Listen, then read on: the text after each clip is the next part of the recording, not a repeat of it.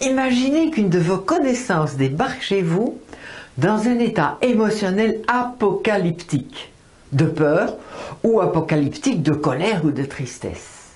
Comment allez-vous prendre les choses? Il y a de fortes chances pour que vous manifestiez un calme olympien, pour susciter un apaisement chez cette personne. Et c'est là que tout va se gâcher, car plus vous serez calme, plus la personne va se sentir incomprise et elle pourrait même manifester de la colère, car vous lui donnez l'impression de prendre position contre elle. Mais que faire alors pour éviter le conflit? Se synchroniser, comme nous avons appris lors de la dernière intervention. Et la synchronisation corporelle n'est pas la seule. On peut également pratiquer une synchronisation sur la respiration de notre interlocuteur, soit en respirant à la même lenteur que lui, ou avec les mêmes saccades que lui, ou entrecoupé ou choqué. Et la synchronisation peut également se faire sur la voix, le timbre de la voix, le rythme de la voix, la hauteur de la voix.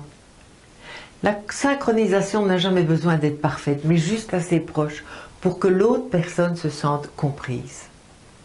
Attention ici aussi à ne pas singer les accents. Il faut utiliser cette technique avec beaucoup d'élégance. Et sachez que la meilleure façon de se synchroniser à l'autre personne, eh bien, c'est de s'intéresser vraiment à elle. Apprenons à nous synchroniser à une émotion spécifique. Imaginez que votre enfant vient de faire un cauchemar et il grelotte de peur.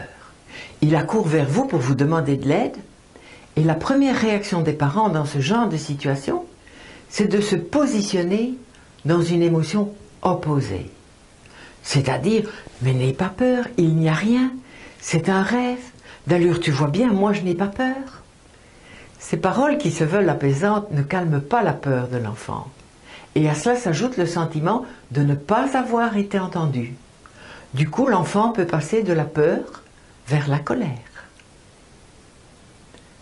Que faire? Eh bien, c'est se synchroniser à l'enfant, lui donner l'impression qu'on vit sa peur avec lui.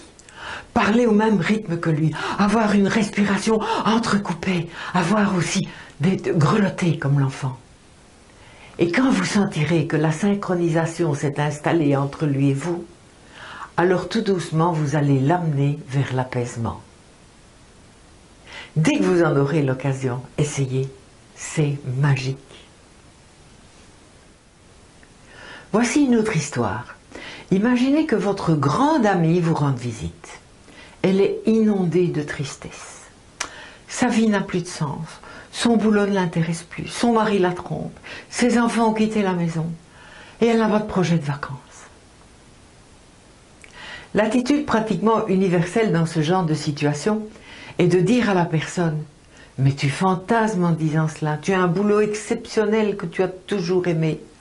Ton mari bien sûr n'est pas souvent à la maison, mais c'est tellement il travaille et je doute qu'il ait le temps de te tromper. Et de plus, tes enfants n'ont pas quitté la maison. Ils poursuivent leurs études et donc ils logent à quelques kilomètres d'ici. Et quant aux vacances, écoute, on a encore 3 mois devant nous pour y penser, quoi. Dites-vous bien que là, votre amie, la chose qu'elle regrette le plus pour le moment, c'est d'avoir sonné à votre porte. Vous n'avez rien compris de ce qu'elle vit à l'intérieur d'elle-même. Et croyant bien faire, vous avez amplifié sa tristesse ou développé sa colère contre vous. Waouh!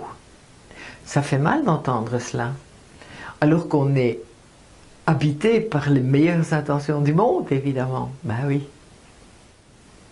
Je vais amorcer maintenant une 3e histoire.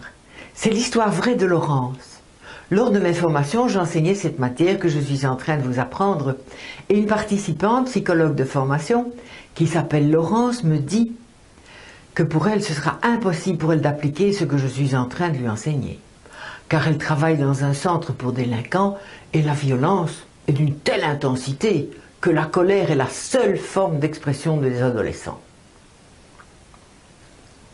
3 ou 4 fois par jour, me dit-elle, il y a un adolescent qui déboule dans mon bureau, la rage aux dents, et qui commence à cracher son venin vis-à-vis des profs, vis-à-vis des élèves, vis-à-vis des surveillants.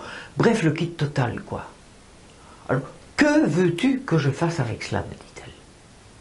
Le plus urgent, c'est de calmer sa furie. Sans quoi il va tout casser, il va saccager tout mon bureau. J'ai pour habitude de l'obliger à s'asseoir à côté de moi, mais rien n'y fait. Et au fur et à mesure que j'essaye de le calmer, il devient de plus en plus furax.